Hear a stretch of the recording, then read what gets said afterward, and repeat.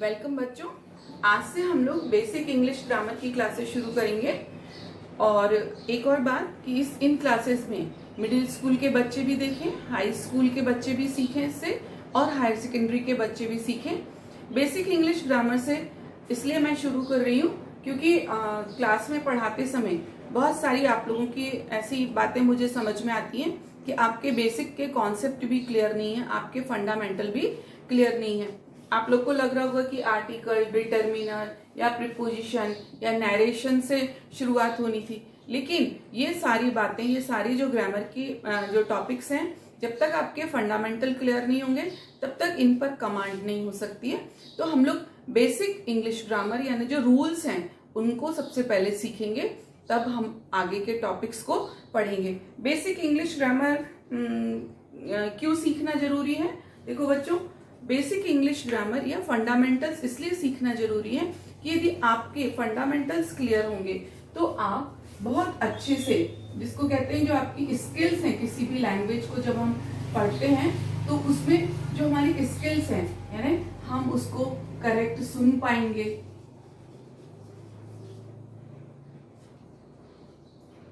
Correct उसकी reading कर पाएंगे और उसका करेक्ट उसको लिख भी पाएंगे। अक्सर ऐसा होता है कि लिख पाते हैं बच्चे, ना तो करेक्ट उसको सुन पाते हैं और ना उसको लिख पाते हैं, पढ़ पाते हैं, रीडिंग कर पाते हैं। और जो फाइनल है स्किल किसी भी लैंग्वेज की, कि हम उसमें स्पोकन हमारा लेवल है वो इम्प्रूव होगा, स्पोकन स्किल इम्प्रूव होगी। ठीक है, तो फंडामेंटल्स में हमको 4 फायदे होंगे फंडामेंटल से बिगिनिंग करने में। एक तो हमारी लिसनिंग इंप्रूव होगी, दूसरा रीडिंग, जब लिसन सही सुन पाएंगे तो सही पढ़ भी पाएंगे, और जब सही पढ़ पाएंगे तो सही लिख भी पाएंगे, और सही लिख पाएंगे तो इन तीनों में इम्प्रूवमेंट होने के बाद में हमारी स्पोकन स्किल में भी इम्प्रूवमेंट होगा। ये सारी चीजें हमको यहाँ से क्यों शुरुआत करने की जरूरत है बच्चों?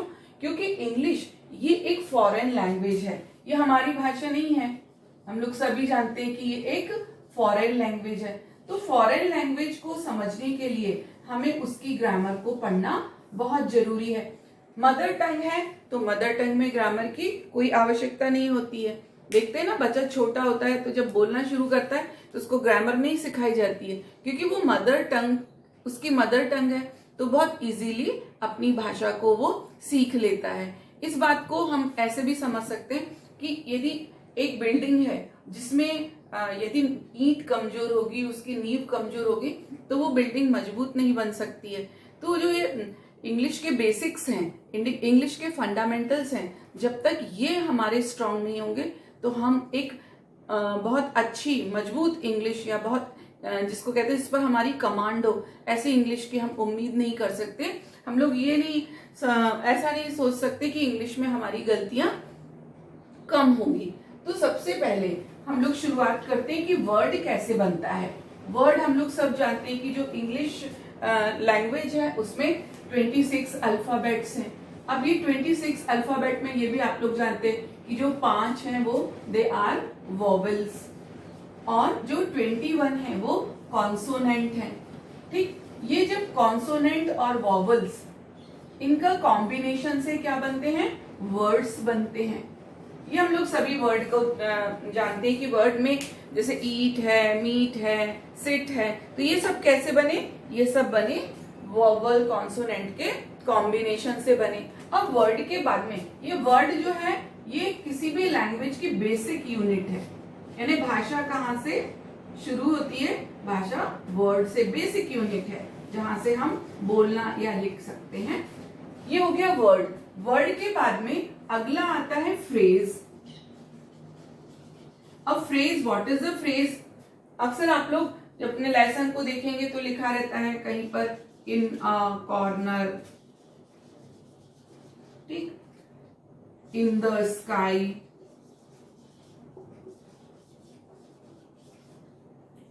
एट द डोर, इस तरह के ये देखा आपने, एट द डोर। यानी ये क्या है? ये ग्रुप ऑफ वर्ड्स है, ये ग्रुप ऑफ वर्ड्स है जिनका मीनिंग तो निकल रहा है लेकिन इनका मीनिंग कंप्लीट नहीं, ये सेंस दे रहे हैं इन ए कॉर्नर, कोने में, आसमान में, एट द डोर, लेकिन ये कंप्लीट सेंटेंस, कंप्लीट मीनिंग नहीं दे रहे, तो इनको क्या बोलेंगे? फ्रेज बोलेंगे। फ्रेज के बाद में फिर आता है क्लॉज। ठीक, अब क्लॉज क्या कहलाता है?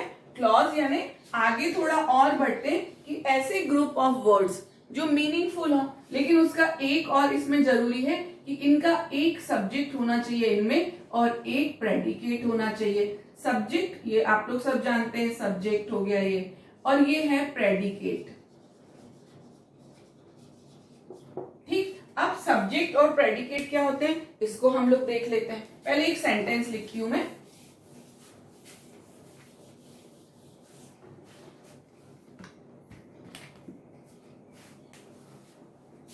I am going to market। ठीक, I am going to market। अब इसके दो पार्ट हैं, एक तो है I, ये हो गया सब्जेक्ट, और ये जो बाकी बचा भाग है ये कहलाएगा प्रेडिकेट। सब्जेक्ट के बारे में जो कुछ भी कहा जाता है वो क्या कहलाता है? प्रेडिकेट कहलाता है, और ये पार्ट जिसके बारे में कहता है वो सब्जेक्ट कहलाता है। तो क्लॉज क्या हुआ? जिसमें एक सब्जेक्ट और एक प्रेडिकेट होना चाहिए। अब क्लॉज के बाद में आते हैं सेंटेंस। तो सेंटेंस में एक, अब ये क्लॉज है, ये भी कई तरह के क्लॉज होते हैं। जब हम लोग आगे पढ़ेंगे ग्रामर में तो क्लॉज का बहुत बड़ा टॉपिक आएगा। Main clause, principal main clause, subordinate clause, coordinate clause. तो ये क्लॉज कंजंक्शन से जुड़ते जाते हैं, और कंजंक्शन से जुड़ के क्या बनाते हैं? फिर बनाते हैं सेंटेंस। जैसे क्लॉज है तो क्लॉज में मेन क्लॉज, मेन क्लॉज क्या होता है? जिसके साथ में, जिसके आगे कोई कंजंक्शन नहीं हो, वो मेन क्लॉज। और यदि कंजंक्शन से, मेन क्लॉज कंजंक्शन से दूसरा क्लॉज जुड़ जाता है और तीसरा क्लॉज जुड़ जाता है तो वो क्या कहलाते हैं? या तो सबऑर्डिनेट क्लॉज जैसा उनका वहां पर सिचुएशन है, या फिर कोऑर्डिनेट क्लॉज। इस तरह से मेन क्लॉज में और क्लॉजेस जुड़ते जाते हैं और सेंटेंस बनाते हैं। तो हम लोगों ने क्या सीखा कि वर्ड कैसे बनते हैं, फ्रेज कैसे बनते हैं, और क्लॉज कैसे बनता है, क्लॉज के बाद में फिर सेंटेंस कैसे बनते हैं। तो ये हो गया इनिशियल लेवल पे ग्रामर को, जो ग्रामर की शुरुआत। बच्चों, अब हम लोग पढ़ेंगे कि सेंटेंस के प्रकार क्या होते हैं, सेंटेंस कितने प्रकार के होते हैं, और ये जो सेंटेंस के प्रकार हैं इनको किस आधार पर डिवाइड किया गया है? इनको इस आधार पर कि इनका पर्पस क्या है। तो सबसे पहला जो सेंटेंस है वो है डिक्लेरेटिव सेंटेंस। डिक्लेरेटिव सेंटेंस ये एक तरह की घोषणा करते हैं। असर्टिव सेंटेंस, इनको दूसरा क्या बोला जाता है? असर्टिव सेंटेंस भी कहा जाता है। तो ये सेंटेंस डिक्लेरेटिव करते हैं, किसी चीज पर अपनी इंफॉर्मेशन देते हैं। ये इंफॉर्मेशन देते हैं, ये सेंटेंस किसी बात की सूचना देते हैं। ठीक, और इनके अंत में फुल स्टॉप आता है। जनरली जो इनका पैटर्न होता है वो सब्जेक्ट, वर्ब, ऑब्जेक्ट का होता है। इसके बाद इंट्रोगेटिव सेंटेंस। इंट्रोगेटिव यानी प्रश्नवाचक। ये सेंटेंस प्रश्नवाचक, एक प्रश्न पूछते हैं, और इनकी पहचान क्या है कि आखिर में क्वेश्चन मार्क आता है। आगे जब ग्रामर पढ़ते जाएंगे तो ये सेंटेंसेस आपको और क्लियर होंगे। इंपरेटिव सेंटेंसेस, इंपरेटिव सेंटेंसेस कौन से होते हैं? इनको बोलते हैं आज्ञार्थक। ठीक, हिंदी में इनको कहते हैं आज्ञार्थक वाक्य। इसमें कोई भी कमांड दी रहती है या रिक्वेस्ट रहती है या एडवाइस रहती है। ठीक, नेगेटिव एडवाइस भी रहती है और ऑर्डर रहता है। और इनकी पहचान क्या है कि ये वर्ब से शुरू होते हैं, मेन वर्ब से शुरू होते हैं। इनमें सब्जेक्ट नहीं होता। ठीक, क्यों नहीं होता? क्योंकि जो कमांड्स हैं, जो रिक्वेस्ट है, जो ऑर्डर्स हैं, वो किसको दिए जाते हैं? सेकंड पर्सन को, सामने वाले को। तो ये एक हिडन सब्जेक्ट रहता है कि ये किनको बोला जाता है? यू को बोला जाता है। तो इसमें ये कहाँ से शुरू होते हैं, ये वर्ब से शुरू होते हैं, जैसे कि एक गेट आउट, ठीक, यहां पर सब्जेक्ट नहीं है। Keep quiet, imperative sentences. अब इंपरेटिव सेंटेंसेस के बाद में आए एक्सक्लेमेटरी सेंटेंस। एक्सक्लेमेटरी सेंटेंस को हिंदी में कहते हैं विस्मयादि बोधक वाक्य, यानी जिन वाक्यों में विस्मय को कहते हैं आश्चर्य, जिसमें आश्चर्य की फीलिंग हो, एक सडन, कोई भी सडन फीलिंग हो उसमें, ठीक, ये वाक्य कहलाते हैं एक्सक्लेमेटरी सेंटेंसेस। ये आपको थोड़ा सा छोटे बच्चों को नया सा लग रहा होगा, लेकिन आप लोगों ने इस तरह के सेंटेंसेस बहुत पढ़े हैं, पोएम्स में बहुत आते हैं, कन्वर्सेशन में बहुत आते हैं, जैसे ड्रामा वगैरह में जब ड्रामा पढ़ते हैं तो उसमें भी आते हैं। और इनकी पहचान सीधी सी क्या है कि आखिर में इस तरह का मार्क ऑफ एक्सक्लेमेशन यानी विस्मयादि बोधक चिन्ह आता है, ये इनकी पहचान है। जैसे एक एग्जाम्पल दें, हाउ ब्यूटिफुल यू लुक। अब आप लोग सोचेंगे कि ये हाउ से शुरू हुआ तो डेफिनेटली ये क्या है, इंट्रोगेटिव सेंटेंस है, लेकिन आप आखिर में देखिए मार्क ऑफ एक्सक्लेमेशन, जो सबसे आसान तरीका है कि आप इस मार्क से इसको आइडेंटिफाई कर लेंगे। इसका जो ग्रामेटिकल स्ट्रक्चर है वो इससे बिल्कुल अलग है, लेकिन अभी हम लोग ग्रामेटिकल स्ट्रक्चर की बात नहीं कर रहे हैं। अभी हम लोग एक जो पहली नज़र में सेंटेंस को कैसे पहचाने कि किस टाइप का सेंटेंस है उसकी बात कर रहे हैं। तो हम लोगों ने क्या कहा कि सेंटेंस कितने प्रकार के होते हैं, वो उनके पर्पस के आधार पर कि इनका उद्देश्य क्या है, ये क्या काम कर रहे हैं। डिक्लेरेटिव सेंटेंसेस जिनको असर्टिव कहा जाता है, इंट्रोगेटिव सेंटेंसेस प्रश्नवाचक, इंपरेटिव सेंटेंसेस जिनको आज्ञार्थक कहा जाता है, जिसमें कि ऑर्डर, कमांड, रिक्वेस्ट, एडवाइस रहती है। नेगेटिव एडवाइस भी रहती है कि ठंडा पानी मत पियो, आइसक्रीम मत खाओ, तो ये क्या है, ये नेगेटिव एडवाइस है। एक्सक्लेमेटरी सेंटेंसेस, एक्सक्लेमेटरी है ना विस्मयादि बोधक वाक्य, जिनमें कोई सडन, जिसमें कोई स्ट्रॉन्ग इमोशन हो, जिसमें कि कोई बहुत ज़्यादा तीव्र भावना हो, वो क्या कहलाते हैं, एक्सक्लेमेटरी सेंटेंस। और इनके अंत में जो ये चिन्ह होता है, ये मार्क होता है, पंक्चुएशन मार्क होता है, ये होता है मार्क ऑफ एक्सक्लेमेशन। तो इन चारों को आप लोग नोट कर लीजिए।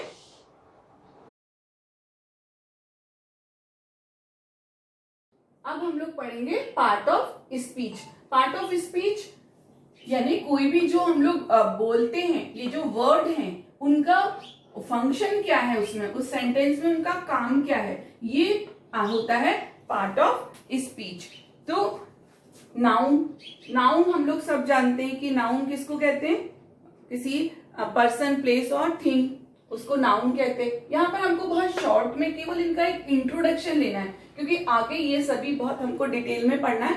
प्रोनाउन क्या कहलाते हैं, ऐसे वर्ड्स जो नाउन या जो नाउन के स्थान पर आते हैं। जैसे राम है तो हम उसका रिपीटिशन हो रहा है तो ही लिख देते हैं, सीता है उसका रिपीटिशन हो रहा है तो शी लिख देते हैं। एडजेक्टिव वो वर्ड्स होते हैं जो नाउन या प्रोनाउन की विशेषता बतलाते हैं, उसको क्वालिफाई करते हैं। फिर आया वर्ब क्या कहलाती है, वर्ब यानी क्रिया। ये पूरे सेंटेंस का एक तरह से बैकबोन है। एक सेंटेंस किस पर खड़ा होता है, वर्ब पर खड़ा होता है। तो वर्ब ये बतलाती है कि ये एक्शन कब हो रहा है, हो चुका है कि होने वाला है, क्या स्टेट, उसकी स्थिति क्या है, सेंटेंस में क्या चल रहा है। एडवर्ब वर्ब को क्वालिफाई करते हैं, वर्ब की कि कोई धीरे चल रहा है, तेज चल रहा है, ऐसा बहुत सारी एडवर्ब्स होती हैं, तो उसको क्वालिफाई करेंगे या फिर मॉडिफाई करते हैं, थोड़ा और उसको क्लियर कर देते हैं। इसके बाद में प्रीपोजिशंस, जो प्रीपोजिशंस होते हैं ये नाउन या प्रोनाउन के साथ यूज होके उसका दूसरे वस्तु और व्यक्ति के साथ में संबंध बतलाते हैं। इसके बाद में आए कंजंक्शंस जैसे एंड है, बट है, इस तरह के वर्ड्स होते हैं जो कि दो वर्ड को भी जोड़ते हैं, दो सेंटेंस को भी जोड़ते हैं, दो क्लॉज को भी जोड़ देते हैं, फ्रेज को भी जोड़ देते हैं, तो ये हो गए कंजंक्शंस। फिर आया इंटरजेक्शन। इंटरजेक्शन ये ऐसे वर्ड होते हैं जो सडन फीलिंग को एक्सप्रेस करते हैं, ठीक है। जैसे आप जब मैच जीतते हैं तो क्या करते हैं, सब लोग एक ऐसी आवाज हुर्रे हिप हिप हुर्रे, तो इस तरीके ये जो वर्ड्स होते हैं इनमें मार्क ऑफ एक्सक्लेमेशन। तो ये इंटरजेक्शन वो वर्ड्स होते हैं जो कि सडन इमोशंस को एक्सप्रेस करते हैं। तो ये हुए पार्ट ऑफ स्पीच जो कि हमको अब नेक्स्ट लेवल पे सबको डिटेल में पढ़ना है, ठीक है। तो अब हम स्टार्ट करते हैं नाउन को। तो बच्चों अब हम लोग पढ़ते हैं नाउन को। तो नाउन हम लोगों ने जैसा कि डेफिनेशन में देखा था कि जो नाउन है वो क्या है, name of a person, place और थिंग। तो पर्सन तो हम लोग सब जानते हैं कि नाउन किसी भी व्यक्ति का नाम, कुछ भी, अपने नाम, अपने क्लासमेट्स के नाम, दे आर ऑल नाउन्स। फिर प्लेस, जहाँ पर आप रहते हैं, या इंडिया की कोई भी सिटी या वर्ल्ड के कोई भी शहर दुनिया के, वो सब प्लेस में आते हैं। फिर आया प्लेस में, इसके बाद में आया थिंग, ये इम्पॉर्टेंट है। तो दो तरह की, एक ऐसी चीज़ें जो कि विजिबल हैं यानी जो दिखाई देती हैं, ठीक है ना, जिनको जो दिखाई देती हैं। थिंग में कौन कौन सी आती हैं, एक तो विजिबल जो दिखाई देती हैं, जिनको हम देख सकते हैं, जिनको सुन सकते हैं, जिनको छू सकते हैं, जिनको महसूस कर सकते हैं, वो हो गई विजिबल। और दूसरी होती है इनविजिबल, जो दिखाई नहीं देती दिखाई नहीं देती हैं, यानी जिनको हम केवल सोच सकते हैं, उनको छू नहीं सकते हैं, वो कौन सी हो गई, इनविजिबल हो गई। तो नाउन में पर्सन प्लेस तो क्लियर है, लेकिन पर्सन प्लेस तो विजिबल हैं, दिखने वाले हैं, लेकिन थिंग में कौन कौन सी थिंग भी आ जाती हैं जो इनविजिबल हैं, जो दिखाई नहीं देती हैं। अब ये कौन सी हैं, जब ये हम नाउन के अभी इनका क्लासिफिकेशन, क्लासिफिकेशन पढ़ेंगे इनका, तो आपको क्लियर हो जाएगा कि ये इनविजिबल कौन सी हैं। तो जो पहला नाउन है वो नाउन का प्रकार है, दैट इज प्रॉपर नाउन। तो प्रॉपर नाउन कोई भी नाम होता है, आपका नाम है, आपके क्लासमेट्स का नाम है, शहर का नाम है, देश का नाम है, वो सब प्रॉपर नाउन होते हैं। प्रॉपर नाउन का फर्स्ट लेटर हमेशा कैपिटल लिखा जाता है, ठीक है। फिर आया कॉमन नाउन। तो कॉमन नाउन एक पूरी क्लास को बतलाता है, एक पूरा, जैसे कि प्रॉपर नाउन में यहाँ पर एक लड़की है, मान लीजिए राधा। अब यहाँ पर लिखा है गर्ल, तो ये जो गर्ल है ये पूरी गर्ल की कम्युनिटी को बतलाता है, उस समुदाय को बतलाता है। यहाँ पर किसी लड़के का नाम है, यहाँ हम लिख दें बॉय, तो बॉय कॉमन नाउन हो जाएगा। यहाँ पे इंडिया है, यहाँ नेशन लिख दें, तो नेशन वो पूरे नेशन के बारे में बतला रहा है, तो ये कॉमन नाउन हो जाएगा, ठीक। तो प्रॉपर और कॉमन नाउन में अंतर क्या है कि प्रॉपर नाउन पर्टिकुलर नाम बतलाता है और कॉमन नाउन वो पूरी होल क्लास को रिप्रेजेंट करता है, पूरी की पूरी उस कम्युनिटी को रिप्रेजेंट करता है। फिर तीसरा आया कलेक्टिव नाउन, ये भी इंपॉर्टेंट है। कलेक्टिव नाउन यानी कि एक वर्ड, उसमें एक बड़ा ग्रुप रहता है, जैसे कि आप लोग से फेमिलियर होंगे, इस वर्ड से परिचित होंगे, टीम। तो टीम है तो टीम, लेकिन उसमें बहुत सारे प्लेयर्स रहते हैं, तो जो टीम वर्ड है एक ग्रुप को रिप्रेजेंट कर रहा है।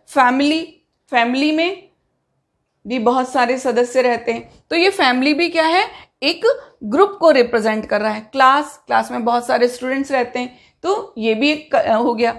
नेशन आप लोग, पार्लियामेंट, संसद, तो ये और भी ऐसे बहुत सारे वर्ड्स हैं। तो ये क्या है, ये एक कलेक्टिवली एक यूनिट होती है, ये पूरा एक यूनिट होता है एक वर्ड। और इसके साथ में इंपॉर्टेंट बात ये है कि ये हमेशा सिंगुलर वर्ब आती है, यानी आपको लगता है कि इनके अंदर इतने सारे लोग हैं, एक टीम में बहुत सारे मेंबर्स हैं, फैमिली में भी हैं, क्लास में भी है, नेशन में भी है, तो सबके लिए प्लूरल जो वर्ब आनी चाहिए, लेकिन इनके साथ में सिंगुलर वर्ब आती है, ये बात हमको याद रखनी है। फिर आया मटेरियल नाउन। मटेरियल आप लोग जानते हैं, मटेरियल कहते हैं ना, सामग्री। तो ये वाली जो नाउन होती है ये मटेरियल के बारे में बतलाती है। मटेरियल होता है इनमें, नाउन में। तो जैसे कि शुगर है, मिल्क है, वाटर है, गोल्ड है, आयरन है, कॉपर है, जितने भी ये जो पदार्थ होते हैं ये सब मटेरियल नाउन में आते हैं। इसमें एक बात हमको याद रखनी है कि जो ये मटेरियल नाउन होती है ये अनकाउंटेबल होती है। ठीक, मटेरियल नाउन अनकाउंटेबल होती है। जैसे वाटर, हम लोग इसको काउंट नहीं कर सकते, शुगर को, मिल्क को, इसको काउंट नहीं कर सकते। तो ये जो सारी मटेरियल नाउन होती हैं ये कैसी होती हैं? अनकाउंटेबल होती हैं। फिर आया एब्स्ट्रैक्ट नाउन। एब्स्ट्रैक्ट नाउन को हिंदी में कहते हैं भाववाचक संज्ञा। यानी अभी जैसे हमने बताया था ना इनविजिबल, तो ये एब्स्ट्रैक्ट नाउन इनविजिबल में आती है। यानी हम केवल इसको थिंक कर सकते हैं, इसके बारे में सोच सकते हैं, पर इसको छू नहीं सकते हैं। तो ये एब्स्ट्रैक्ट नाउन। एब्स्ट्रैक्ट नाउन क्या बतलाती है? या तो क्वालिटी बतलाती है, या एक्शन बतलाती है, या स्टेट बतलाती है। अब जैसे क्वालिटी यानी गुण, तो हम क्वालिटी लिख देते हैं, मान लो काइंडनेस। ठीक, ये काइंडनेस हो गया। इसके बाद में स्वीटनेस,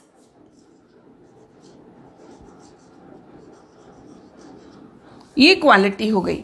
फिर आया एक्शन। एक्शन में लाफ्टर। ठीक, यानी ये कोई क्रिया हो गई। फिर आया स्टेट। स्टेट यानी अवस्था, स्थिति, चाइल्डहुड। एक एक एग्जाम्पल ले रहे हैं क्योंकि जब हम लोग आगे बढ़ेंगे तो आपको बार बार ये सब कि ये नाउन है, ये एब्स्ट्रैक्ट नाउन है, ये सब हम लोगों को बार बार उसमें बोलना पड़ेगा, समझना पड़ेगा। बॉयहुड, चाइल्डहुड यानी बचपन। एक और ले लेते हैं बॉयहुड। ठीक, तो ये हो गया नाउन और उसके प्रकार। तो आप लोग इसको एक बार अच्छे से नोट कर लीजिए, इसका एक स्क्रीनशॉट ले लें। ठीक है,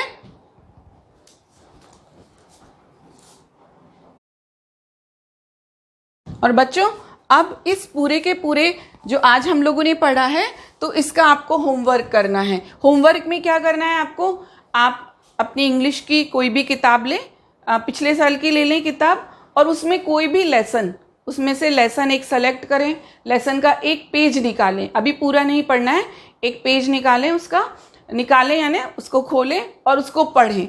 कम से कम 2-3 बार पढ़ें। 2-3 बार पढ़ने के बाद में ये देखें कि उसमें सारे वर्ड, कितने वर्ड्स हैं, उनको बाहर कर लें। यानी एक बगल में रजिस्टर में या कागज पे लिखते जाएं। अब वर्ड को आपको क्या करना है? ये देखना है कि वो वर्ड, उनका पार्ट ऑफ स्पीच क्या है, कि वो नाउन है, कि प्रोनाउन है, कि एडजेक्टिव है, कि एडवर्ब है, कि प्रीपोजिशन है, कंजंक्शन है, या इंटरजेक्शन है। तो उन वर्ड्स को, उनका पार्ट ऑफ स्पीच उनके सामने लिखना है। अब दूसरी बात, यदि अभी आपने नाउन पढ़ा है तो यदि वो नाउन है तो नाउन में भी कौन से प्रकार का, क्या वो प्रॉपर नाउन है, कि वो कॉमन नाउन है, मटेरियल नाउन है, कि कलेक्टिव नाउन है, कि एब्स्ट्रैक्ट नाउन है, ये उसके सामने आपको लिखना है। फिर आप सेंटेंस देखिए, जो सेंटेंसेस हैं उनको भी पढ़िए और ये देखिए कि ये सेंटेंस किस तरह का है। हम लोगों ने कितने तरह के सेंटेंस पढ़े थे? क्या वो असर्टिव सेंटेंस है, या इंट्रोगेटिव सेंटेंस है, या इंपरेटिव सेंटेंस है, या वो एक्सक्लेमेटरी सेंटेंस है। तो वो आपको, और सेंटेंस पहचाना कैसे आपने, ये भी लिखिए उसमें। तो इस तरह से आप एक पूरे जो लेसन को बार बार पढ़ेंगे तो एक तरह की ड्रिल हो जाएगी। आप उन शब्दों से बहुत अच्छे से परिचित हो जाएंगे। आपको लगेगा कि अब इस लेसन को, इस जो भी आपने सेलेक्ट किया है, जो भी पैसेज, अब वो आपको काफ़ी कुछ आपके माइंड में सेट हो जाएगा। और जो हमारा फर्स्ट स्किल है कि हम उसको लिसनिंग भी कर पाएंगे, यानी वो वर्ड को हम सही सही सुन के, जो आपने यहाँ लिसन किया ना, सुना, उसके बाद में आप उसको सेकंड, उसकी रीडिंग प्रॉपर कर पाएंगे। तो आपको नेक्स्ट वीडियो जब हम लोग मिलेंगे तो जो नेक्स्ट टॉपिक लेंगे पार्ट ऑफ स्पीच का, उसके पहले आपको इतना सारा होमवर्क करना है। एक बार आप इसका स्क्रीनशॉट ले लें, इसको नोट कर लें ताकि आप उसको कर सकें।